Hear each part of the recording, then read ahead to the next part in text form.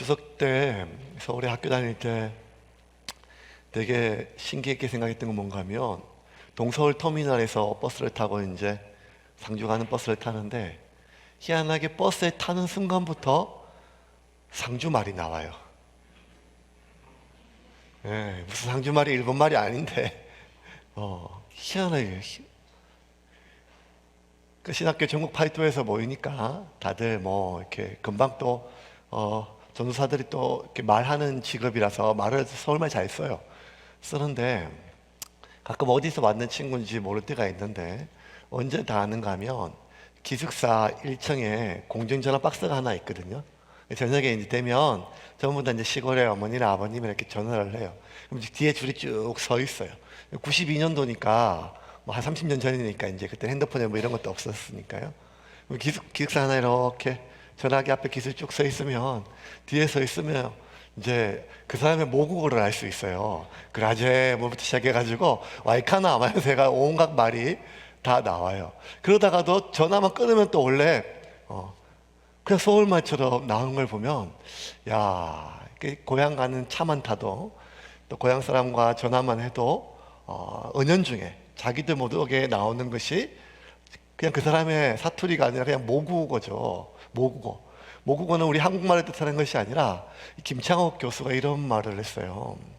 사람들이 자꾸 막 많이 묻는데요. 어떤 사람하고 결혼해야 돼요? 어떤 사람하고 결혼하지 말아야 돼요? 뭐 이렇게 많이 물으면 꼭 이 말을 해준대요. 모국어가 예쁜 사람과 결혼하세요. 여기서 모국어란 말은 그의 어머니나 그의 아버지가 쓰는 말을 예쁘게 하는 사람과 따뜻하게 말하는 사람과 모국어가 좋은 사람과 만나야 결혼해야 행복할 수 있다고. 저는 이 말이 참 동의가 돼요. 이렇게 시중에 나와서 책들을 보면 이런 사람을 만나라 라는 책은 없는데 보면 가끔 이런 책 제목들이 있어요. 내 딸아 이런 남자와 결혼하지 마라 이렇게 나오는 이런 제목들이 자극적인 거죠. 책 팔아먹으려고. 근데 그럼에도 불구하고 만나지 말아야 될 뭐 수십 명의 수십 종류의 남자가 있다면 그 위에 제일 위에 뭐가 있는가 하면 손찌검하는 사람, 폭력적인 사람, 손드는 사람은 절대 만나지 마라 이렇게 하죠. 그 말도 동의가 되죠. 남자만 해당되는 것이 아니라 여자도 마찬가지겠죠. 손찌검하면 안 되죠. 아무리 화가 나도 평상시부터 그러면 안 되죠. 뭐 그런 사람이 있겠습니까? 그런데 아무리 화가 났다도 아무리 속이 뒤집어졌다도 자기도 모르게 모국어가 나오듯이 자기도 모르게 자기가 쓰는 언어가 나오듯이 그 성향이 나오는 사람은 안 되겠죠. 그런데 여러분 이 손보다 발보다 어쩌면 더 아픈 게 말이 아니겠습니까? 손에 맞은 상처보다 더 오래 가는 것이 말에 맞은 상처가 아니겠습니까? 그러면 가장 위험한 배우자가 폭력을 쓰는 사람이라면 말을 예쁘게 하지 않고 비아냥거리고 뭐 심한 욕이 아니라 할지라도 무시하고 듣지 않는 이런 말, 그 말의 폭력도 역시 절대로 결혼하면 안 될 사람이 아니겠습니까? 왜냐하면 말은 주먹보다 더 아프니까요. 바울이 1차, 2차, 3차 폭행을 당했어요. 바울이 맞은 것은 주먹이었어요. 바울이 맞은 것은 발길질이었어요. 바울이 맞은 것은 돌이었고 바울이 맞은 것은 흉기였어요. 그런데 바울이 가장 아팠던 것은 말이었어요. 바울은 말로 형언할 수 없을 만큼 많이 맞았습니다. 36절 보겠습니다. 같이 읽겠습니다. 이는 백성의 무리가 그를 없애고자 외치며 따라 가밀어라. 없이 하고자 라는 말 번역이 그렇지만 죽이고자 외쳤어요. 죽여라, 죽여야 된다, 죽어 마땅하다 이렇게 정중한 표현을 썼을까요?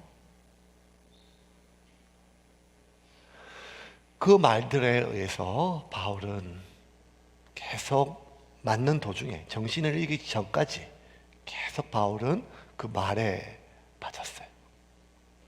무리가 바울을 향해 소리를 많이 쳤죠. 좀. 그 바울의 말에, 그 무리들의 말에 바울의 정서와 바울의 마음은 짓이겨졌습니다. 그때 성전에서부터 따라와서 바울에게 죽이고자 외쳤던 사람들의 말은 아람어였어요. 아람어. 여러분, 이 히브리어가 아니고 이미 이 수백 년 전에, 그러니까 예수님 탄생하기 전에 이 시점부터 한 600년 전에 이 남유다가 바벨론에 의해서 멸망당하고 다 뿔뿔이 흩어지고, 바벨론 뒤에 페르시아가 전 세계 그 지역 고대 근동을 장악하고 다스렸는데, 이 페르시아가 공용어를 아람어를 썼어요. 아람어를 썼어요. 그래서 그 헬라 지역 말고 거기에 서아시아부터 동아시아부터 해가지고 고대 근동 지역은 대부분들이 아람어를 썼고, 예수님도 아람어를 사용을 하셨어요. 그리고 그들에게 있어서 히브리어는 종종 고위 계층으로 사용됐지만 종교 언어로 전락된 지가 오래되었습니다. 왜냐하면 성경은 읽어야 되니까요. 성경의 대부분은 히브리어로 적혀져 있었으니까요. 마치 이런 거와 똑같아요.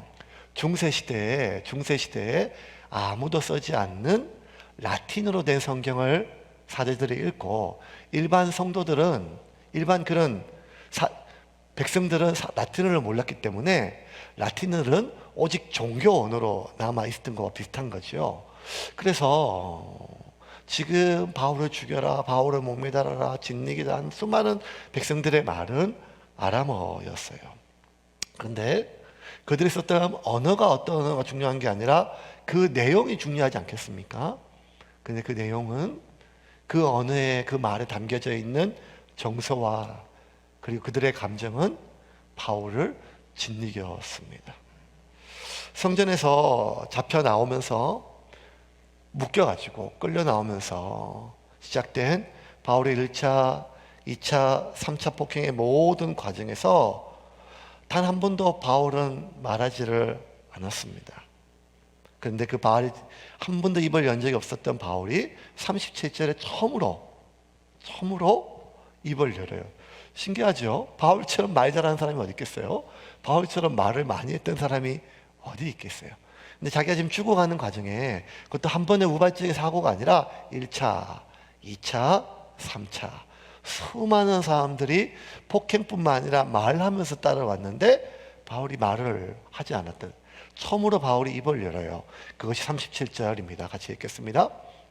바울을 데리고 영내로 들어가려 할 그때에 바울이 천부장에게 이르되 내가 당신에게 말할 수 있느냐? 이르되 내가 헬라 말을 아느냐? 여러분, 바울이 입을 열자 천부장이 굉장히 놀랐어요. 왜냐하면 그냥 표현에는 네가 헬라 말을 아느냐 마는 거 보니까 바울은 지금 아람어를 쓰지 않고 헬라 말로 얘기했겠죠. 근데 지금 바울이 헬라, 쉽게 말하고 우리가처럼 영어를 썼기 때문에 그런 것이 아니라 바울의 그 표현이 굉장히 고등교육을 받은 교양 있고 격식 있는 어조였어요. Would you like please? 저도 뭔 말인지 모르고 여러분도 모르지만 하여간 뭐 이런 그런 말이었겠죠. 그러니까 뭐 깜짝 놀랐었어요. 왜냐하면 이 천부장이 생각했을 때는 바울이 지금 누군가 하면 얼마 전에 서열을 일으켰던 그 애굽 사람이라는 거예요. 몇 번 설교를 반복해서 여러분도 기억이 나잖아요. 이 당시에 바울이 성전에서 결례를 행하기 전에 어떤 일이 있었는가 하면, 애굽 사람인데 아마 유대인 혈족이 있는지 모르겠지만 자기가 메시아라 그랬어요. 자칭 보혜사, 자칭 재림 예수는 진짜 수천 년 동안 굉장히 많았어요. 그 사람들 다 합쳐도 한국에 나온 메시아만큼은 안 되지만 어쨌든 이 애굽 사람이 뭐라고 하면 내가 재림 메시아다, 예수가 아니라 메시아다, 주님이 하나님 보내시기로 했던 메시아고, 내가 기도하면 이 예루살렘 벽이, 성벽이 무너진다. 그래서 그냥 그를 따랐던 자객이 4,000명만 나오지만 실제로 당시에 요세푸스의 문헌에 의하면 약 3만 명 정도가 그를 따랐대요. 굉장히 많았어요.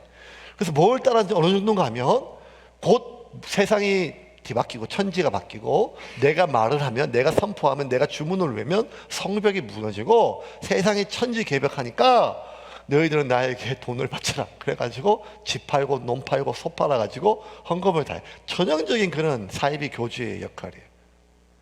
그러다가 생 난리를 치는데 성벽이 안 무너졌어요. 그리고 도망을 갔죠. 자객들과 함께 다른 칼 잡이 4,000명을 다. 그러니까 이 애굽 사람에 대해서 사람들이 굉장히 분노했어요. 왜? 메시아가 아니라 수도 있지만 돈을 다 바쳤기 때문이에요. 사기꾼이죠. 나쁜 놈이죠. 그러니 아마 이 천부장은 저렇게 심하게 맞는 걸 보니까 아마 그 놈이 나타났구나 라고 하고 100% 확신을 했어요. 야, 너 그 자기가 아니었냐? 애굽 사람 아니었냐? 이렇게 물었던 거죠. 38절과 39절입니다. 같이 읽겠습니다. 그러면 내가 이전에 소요를 일으켜 자객 4,000명을 거느리고 광야로 가던 애굽인이 아니냐. 바울이 이르되 나는 유대인이라 소읍이 아닌 길리기아 다소시의 시민이니 청컨대 백성에게 말하기를 허락하라 하니. 바울의 바울의 방점은 자는 애굽 사람이나 유대인에 있는 게 아니라 나 길리기아 다소 사람이라 라는 거예요. 다소 사람. 그러니까 그 당시에 다소는 작은 성읍이 아닌 큰 대도시였어요. 그러니까 다소 출신이라고 하고 이런 헬라의 고급 언어를 쓰면 두 가지가 표현돼 있어요. 그게 뭔가 하면 나 부유한 가정이라는 거예요. 왜냐하면 아무리 다소 출신이라도 돈이 많지 않으면 고등교육을 받기 어렵거든요. 그 대도시의 부유한 가정의 출신이고 경제적으로 또 하나는 배울 만큼 배웠다. 많이 배웠다고 하는 말. 그러니까 함부로 당신의 나를 다뤄 쓰는 그런 시골의 저작거리의 무지랭이가 아니라는 거예요. 촌부가 아니라는 거예요. 이 말은 나 돈도 있고 나 배울 만큼 배웠으니까 나 좀 대우해줘 이 말이 아니라 한 가지 이유밖에 없어요. 바울이 말 좀 하자는 거예요. 말 좀 하자. 청하건대 제가 말할 수 있겠습니까? 라고 하는 말. 그 말에 바울이 놀래가지고 말하라고 이제 허락을 해요. 40절입니다. 40절 같이 읽겠습니다. 천부장이 허락하거늘 바울이 침대 위에 서서 백성에게 손짓하여 매우 조용한 후에 히브리 말로 말하니라. 바울이 천부장이 허락하거늘 뭘 허락했어요? 풀려나는 걸 허락한 것도 아니에요. 자기가 억울하게 맞았으니까 사람들에게 대해서 때리라고 허락한 것도 아니에요. 음식을 먹는 걸 허락한 게 아니에요. 겨우 뭘 허락했는가 하면 말하는 거예요. 말하는 거. 바울이 처음으로 말을 해요. 사실 따지고 보면 이 모든 사태는 오해에서 시작이 됐죠. 바울 한 사람에 대한 오해. 바울이 당사자예요. 당사자. 근데 바울이 당사자인데 그 당사자가 그렇게 많이 맞고 또 맞고 끌려오게 됐는데 그 당사자의 말을 그 바울의 말을 누구도 들을 수가 없었어요. 왜 그랬을까요? 바울이 말을 못하는 사람이 아니었음에도 불구하고. 한 가지죠. 아무도 바울이 말하는 걸 허락을 안 했어요. 당사자인데도. 네가 왜 죽어야 되는지 말하지 말라는 거예요. 네가 왜 죽어 마땅한지 말하지 말아야 돼요. 아니 어떤 사람이 자기가 죽는 순간에서조차 말할 수 없다는 게 이게 말이 되겠습니까? 바울의 말이 가장 중요한데도 아무도 말을 허락하지를 못했어요. 안 했어요. 그리고 바울이 말을 못했지요.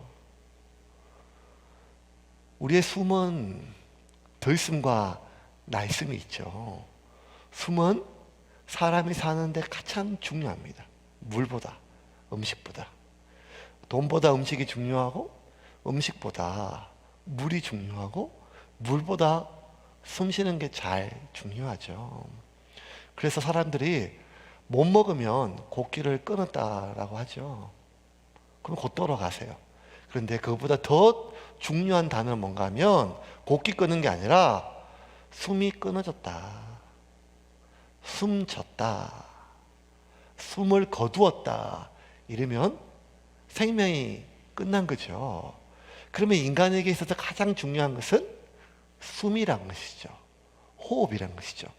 하나님이 흙에 숨을 불어넣으니 그가 살아있는 것처럼 그의 몸에 숨이 멈추는 순간 흙에 지나지 않지요. 근데 그 숨은요, 덜숨이 있고 날숨이 있어요. 덜숨이 중요하죠. 숨 쉬다면 공기를 들이쉬는 것이 참 중요합니다. 나한테 필요한 산소와 이런 걸 들이마시니까요. 그런데 여러분, 숨을 못 쉰다 하면 덜 숨을 못 쉬는 것도 있지만 날숨을 못 쉴 때도 숨을 쉴 수 없는 거죠. 들숨만큼 날숨이 중요하죠. 날숨에서 내 몸에 한 바퀴 폐를 돌고 이산화탄소와 찌꺼기가 배출되니까 숨을 내뱉지 못하면 그 찌꺼기가 나오지 못해서 결국 죽어요. 마찬가지로 여러분, 사람이라 함은 그가 그의 말을 통하여 그의 삶의 모든 찌꺼기가 같이 나올 수밖에 없거든요. 내 마음의 답답함과 억울함과 원통함과 분노와 불안과 두려움, 이 말이 나와야죠. 할 수가 있어야 그 사람이 살 수가 있는데, 마치 그 말을 멈추라고 할 때, 말을 못하게 할 때 그의 숨을 끊는 것과 마찬가지가 아니겠습니까? 그런데 여러분, 목 졸라서 숨을 못 쉬게 하는 것은 범죄가 되는데 그 사람의 입을 막는 것은 범죄가 아닌 세상이 되었어요. 어떤 관계에서?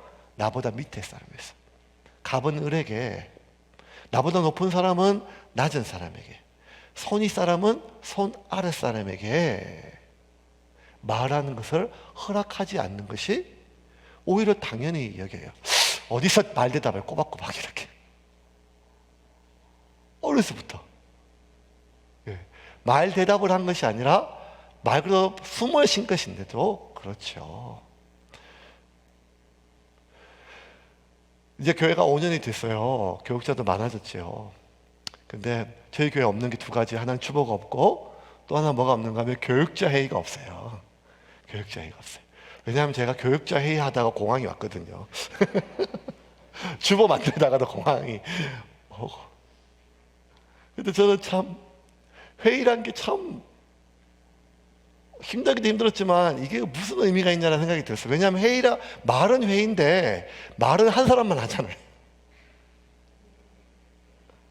조직이 몇 명이 있든지 간에 말은 회의인데 오직 한 사람만 말을 하는 거예요. 그것이 조직만 그렇겠습니까? 어느 집안에는 아버지만 말하는 게 허락이 돼 있어요. 어떤 집은 엄마만 말하는 게 또 허락이 되어 있어요. 아이 아버지는 입을 닫고 있지요. 부부 사이에 말을 못하게 해요. 부모와 자식 사이에 말을 못하게 해요.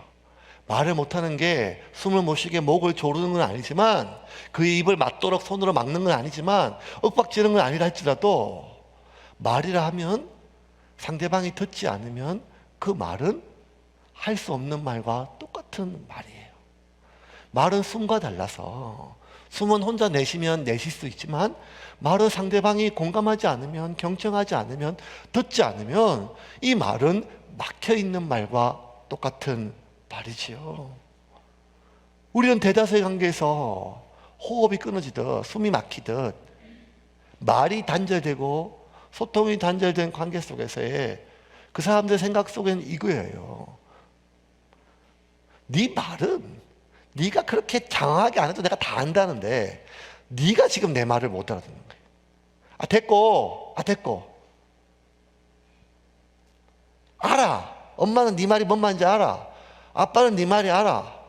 김부장, 나의 김부장 무슨 말인지 알아. 그거 다 그 시절 못 거쳐봤어. 이 모든 말들은 나는 네 말을 알고 아는데 네가 내 말을 못 알아듣는다고 하는 이 모든 단절에서 말이 막힌 관계는 숨이 막힌 관계와 같지요. 바울이 이미 돌에 맞아 숨이 끊어지기 전에 그들의 말에 막혀서 그의 마음이 이제 조금씩 생명을 잃어가고 있었습니다. 그랬던 바울이 천부장의 허락을 받아가지고 말하기 시작을 해요. 누구한테? 자기를 죽이려던 사람한테. 그게 오늘 본문입니다. 40절과 22장 1절을 보겠습니다. 같이 보겠습니다. 천부장이 허락하거늘 바울이 층대 위에 서서 백성에게 손짓하여 매우 조용히 한 후에 히브리 말로 말하니라.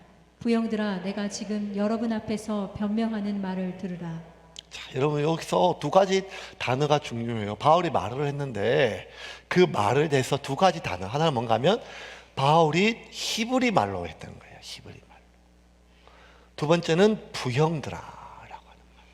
자, 그럼 여러분 바울이 누가는 히브리 말로 했다라고 이렇게 적었어요. 근데 여기서 바울이 말한 히브리 말은 히브리어가 아니에요. 바울은 여전히 아람어로 얘기했어요. 왜냐하면 히브리 말로 얘기해도 못 알아들으니까요. 대부분 상당수는 그들이 쓰는 아람어로 얘기를 했죠. 그럼 굳이 바울이 말했다 하면 돼요. 군중들이 외친 것도 아람어고 그들이 쓰는 일상어도 아람어니까 바울이 말하기를 하면 되는데, 바울이 히브리 말로라고 하는 말은 뭔 말인가 하면 히브리 말로, 그들이 쓰는 히브리인들이 쓰는 말이란 뜻이에요. 히브리인들. 왜냐하면 방금 전에 헬라 사람에게는 헬라 말로, 히브리인들에게는 히브리 말을 했다는 말이에요. 그러니까 바울이 쓰는 언어는 히브리어가 아니라 지금 나를 죽이고자 소리치는 그 사람들에게 그 사람들이 쓰는 언어로 말했다는 거예요. 두 번째는 그들에게 첫 마디가 뭐였는가 하면 부형들아, 부형, 아비부, 형제형, 뭐 이렇게 아비와 형제 이란 뜻인데, 이 원문에는 조금 계층이 다양해요. 안드레스, 아델포이, 카이, 파테레스. 그러니까 파테레스가 나의 부모들이여 이런 뜻이에요. 그러니까 이거는 아비드라라고 번역될 수 있지만 이 말은 어버이란 뜻이기 때문에 나의 어머니, 나의 아버지란 뜻이에요. 아델포이, 형제들이란 뜻이에요. 낭자 형제만 얘기하는 것이 아니라 나의 형제, 나의 누이들이여 이런 뜻이에요. 안드레스, 안드로스 사람이란데 뭘 뜻하는가 하면 그 어버이의 자식이란 뜻이에요. 나의 아들, 나의 딸이요. 바울은 3번이나 그렇게 폭행당하고 거의 숨이 끊어지기 직전에 마지막 안간힘을 써서 사람들에게 하는 말의 첫 마디가 뭔가 하면 나의 아버지, 나의 어머니요, 내 누이요, 내 형제요, 나의 자녀들이요 라고 불렀다는 말이. 바울이 얼마나 하고 싶은 말이 많았겠어요. 바울이 터져나오는 억울함이 얼마나 많았겠어요. 바울이 다메섹에서 예수님 만난 이후로 30년 동안 바울의 삶에서 제일 괴롭힌 사람은 동족이었어요. 이역말리 그가 시리아에 있을 때나 갈라디아에 있을 때나 소아시아, 에베소, 아테네, 그리스 그 어디에 있든지 간에 바울을 집요하게 계속해서 괴롭혔던 사람은 누군가 하면 그 헬라인, 그 시리아인, 그 에베소 사람이 아니라 나와 동일한 피를 나눈 히브리어 동족인이라. 그런데 그 동족이 마지막에 결국 자기를 죽이려고 이렇게 집요하게 말도 안 되는 거짓말을 만들어서 죽이려고 하는 그 동족들에게 이 나쁜 인간들아, 이 인두껍을 쓴 이 짐승들아, 이 파렴치한 놈들이라 이렇게 하지 않고 바울이 그들을 향해서 파트레스, 내 아비여, 내 어머니여, 아델포이, 나의 형제여, 나의 누이여, 안드레스, 나의 딸이여, 나의 아들이라고 불렀어요. 그들은 바울에게 아비가 아니었어요. 바울을 죽이는 살인자들이었어요. 그들은 바울에게 누이가 아니었어요. 온갖 거짓말을 만들어내는 거짓말장이고 험담자였어요. 그들은 바울에게 자녀들이 아니었어요.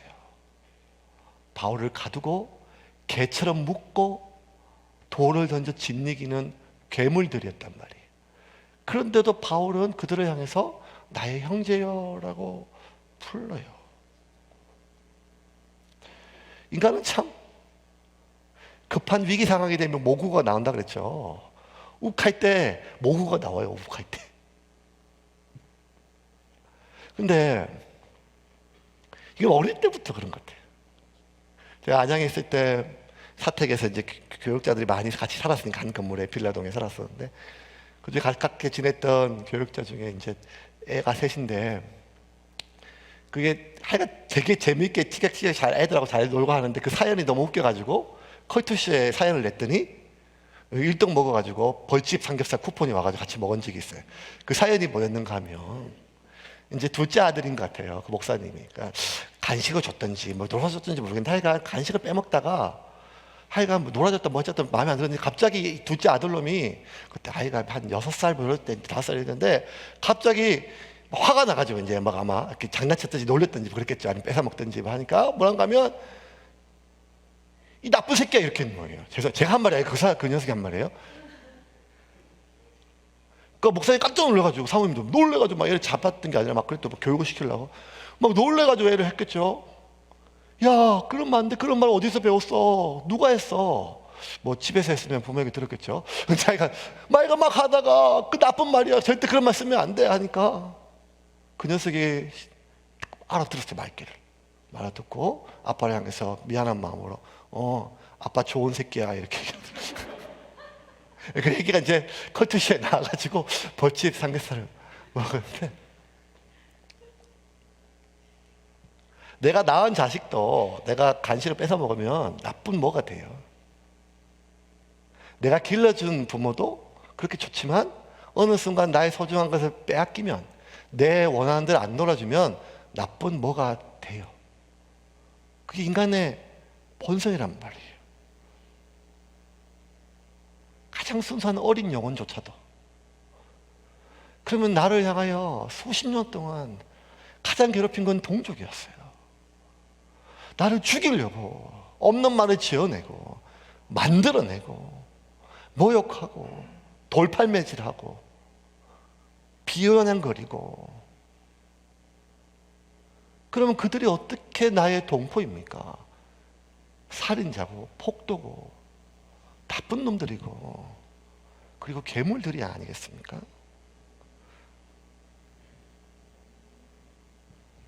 우리는 그럴 수밖에 없어요. 그래서 우리는 아휴 그놈은 선생도 아니야.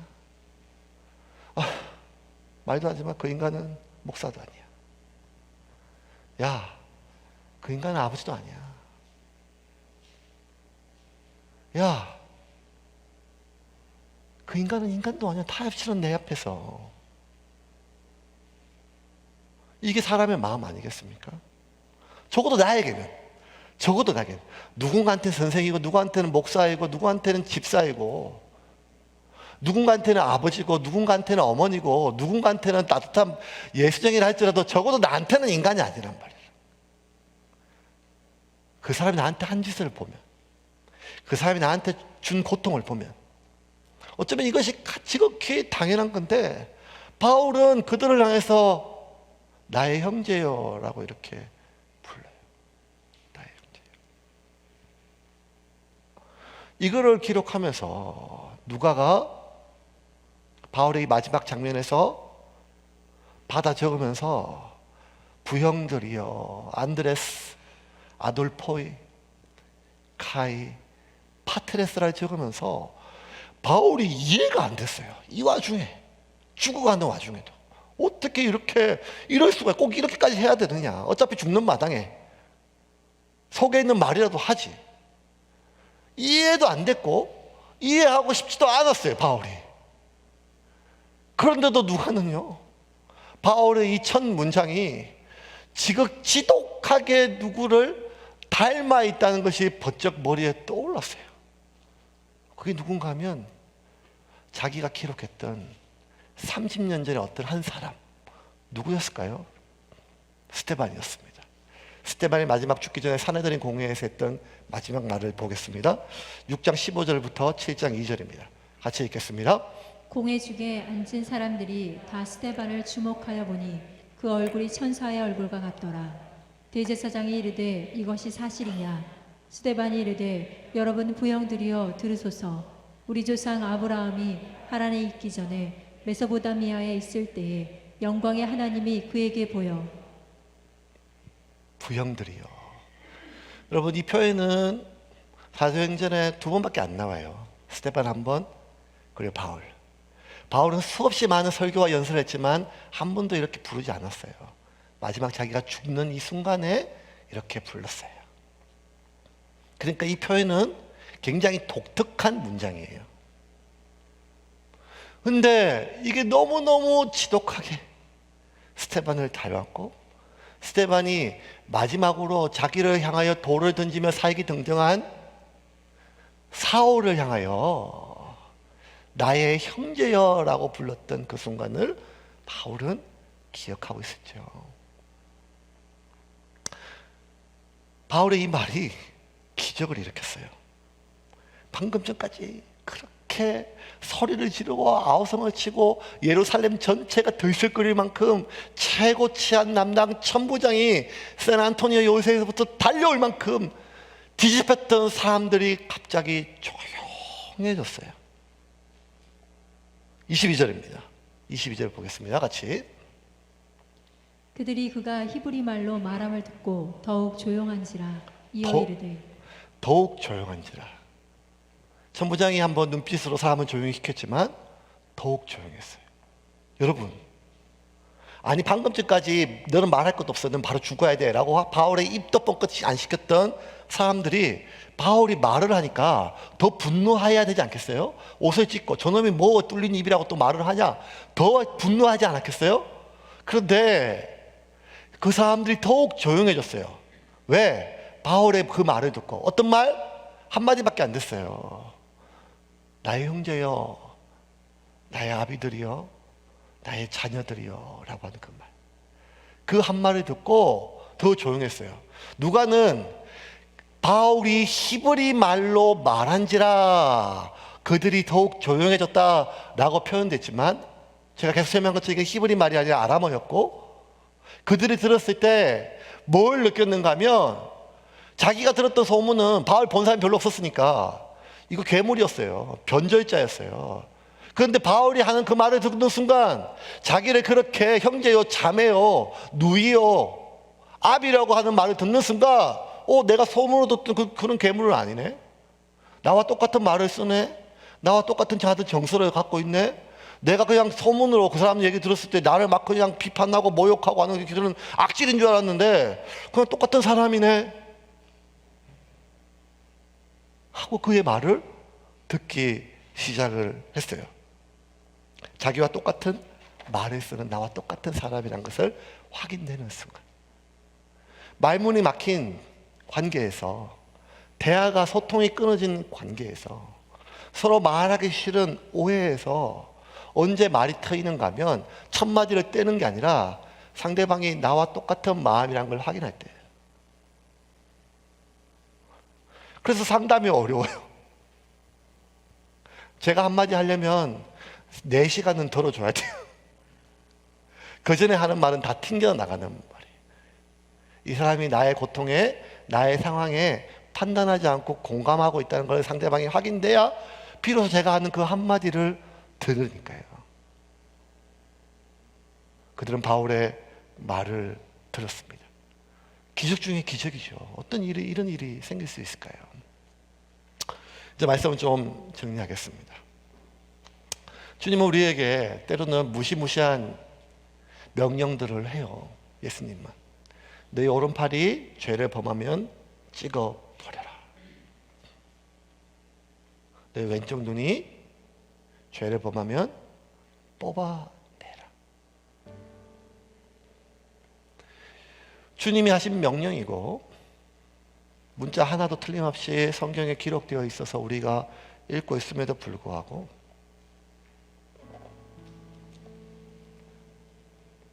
이쪽에 그거는 강조법이죠.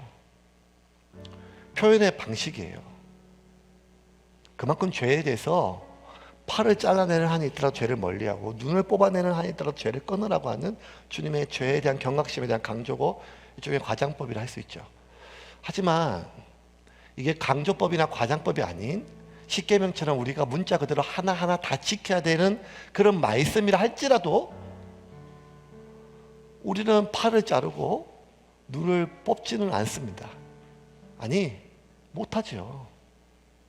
그렇게 죄를 저질릴 때마다 하나씩 잘라버리고, 그렇게 하나 잘못을 저질릴 때마다 뽑아버리면 지금 이 순간에 양팔, 양다리, 손가락, 눈은 다 가지고 예배 드릴 수 있는 사람이 누가 있겠어요? 다 몸뚱이도 남아나지 않겠어요? 우리가 저지르고 회개하는 것들에 바라보면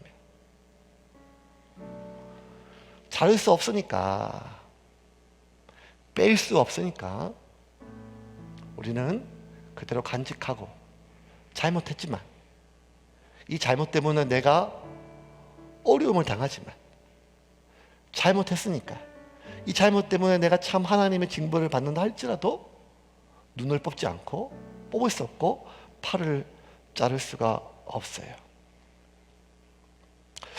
그런데 자꾸 세상을 살다 보면 가지치기를 이제 해야 될 때가 와요.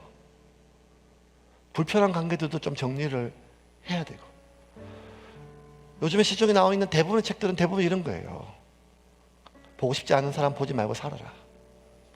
듣고 싶지 않는 말 듣지 말고 살아라. 미움받을 수 있는 용기, 그게 너희 필요하다. 너답게 살아라. 나답게 살아라. 누구의 평가나 말에, 시선에 휘둘리지 말고 너의 인생을 살아라. 저는 이 말도 동의가 어느 정도 돼요. 그래서 우리는 조금씩 불편한 관계, 소모적인 관계, 나에게 이점보다는 손해가 많은 관계를 이제 조금씩 정리하며 살아야 될 때가 오지요.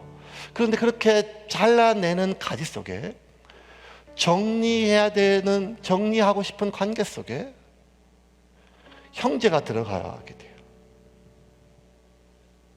나의 형제, 나의 자매, 나의 부모, 나의 자녀.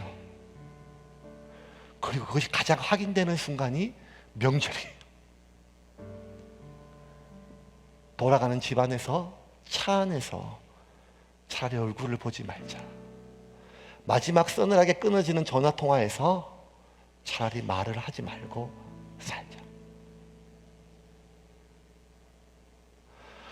이러한 상황에서 오늘 본문은 우리에게 무거운 짐이 돼요. 그거 다 정리해도 하나님 싫어하지 않는다.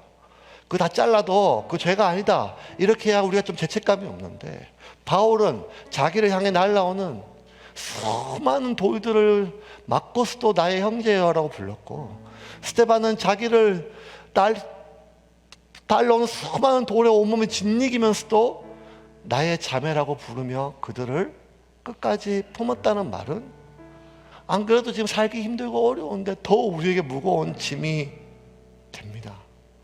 더 기가 막힌 것은, 이렇게 용서하면, 이렇게 내가 그들을 불러주면 그들이 언젠간 내 진심을 알고 그들이 나를 받아주고 관계가 회복되느냐? 그런 경우도 있지만 아닌 경우가 더 많다는 거예요. 왜냐하면 나의 형제여 라고 불렀던 스데반은 그 형제의 돌에 맞아 죽었어요.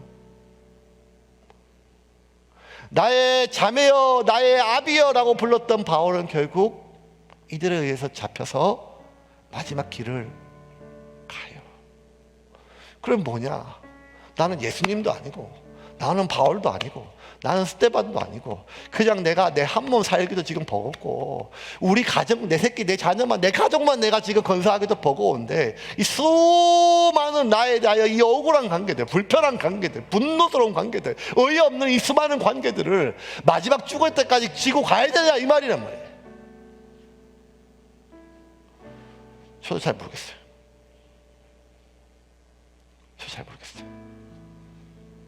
목사인 저도 잘 모르겠어요. 목회가 제일 힘든 건 결국 사람이 제일 힘든 거거든요. 저도 잘 모르겠어요. 근데 한 가지 알 수 있는 것, 그 뭔가 하면, 바울은 마지막 죽는 순간까지 잃은 사람이 없다는 거예요. 바울이 로마에 보내는 편지에 썼던 한 대목을 읽고 설교를 마치겠습니다. 로마서 3장 9장 1절부터 3절까지 우리 쉬운 성경으로 같이 읽겠습니다. 나는 그리스도 안에서 진리를 말하고 거짓말을 하지 않습니다. 이것은 성령 안에서 내 양심이 확증하는 사실입니다. 내게는 큰 슬픔이 있고 내 마음 속에는 고통이 쉴 새 없이 밀려옵니다. 나는 내 동포, 내 동족들을 위해서라면 나 자신이 저주를 받아 그리스도로부터 끊어져도 좋다는 각오가 되어 있습니다. 거짓말이 아닙니다. 이게 진심임을 성령 안에서 양심이 확정하고 있어요. 감당할 수 없는 큰 슬픔이 있습니다. 감당할 수 없는 큰 고통이 있습니다. 그 슬픔과 고통은 나의 동족들로부터 오는 겁니다. 하지만 그럼에도 불구하고 내 영혼이 지옥에 가는 한이 있다 할지라도 그들을 저는 포기할 수 없습니다. 바울은 마지막 죽는 순간까지 하나도 잃은 사람이 없이 그의 관계가 가지고 갔었습니다. 어떤 인생이 더 훌륭한 인생인지는 잘 모르겠습니다. 하지만 그냥 목사니까 성경에 있는 말씀 그대로 전할 수밖에 없습니다. 사랑하는 여러분, 사랑하는 여러분, 여러분의 따뜻한 말을 잃지 마십시오. 아무리 억울하고 아무리 어이가 없고 아무리 분노가 치밀어 올라도 여러분의 모국어는 사랑의 언어입니다. 주님이 우리를 마지막 순간까지 품으신 사랑입니다. 그리고 사랑의 언어는 그 사람을 살릴 수 있고 못 살릴 수 있지만 적어도 나는 사랑의 사람으로 이 생을 마칠 수가 있는 것입니다. 그러므로 이번 한 주, 지난 한 주 동안 여러분이 어떤 삶을 살았다 할지라도 이번 한 주 주님의 평안과 주님의 사랑의 능력으로 우리 힘으로는 도저히 할 수 없지만 주님이 나를 용서하신 것처럼 주님이 나를 끝까지 포기하지 않는 것처럼 주님이 나를 사랑하되 끝까지 사랑하신 것처럼 주님을 사랑하는 주님의 사랑으로 사랑의 능력으로 마지막까지 사랑의 사람으로 살아가기를 주님의 이름으로 축원합니다.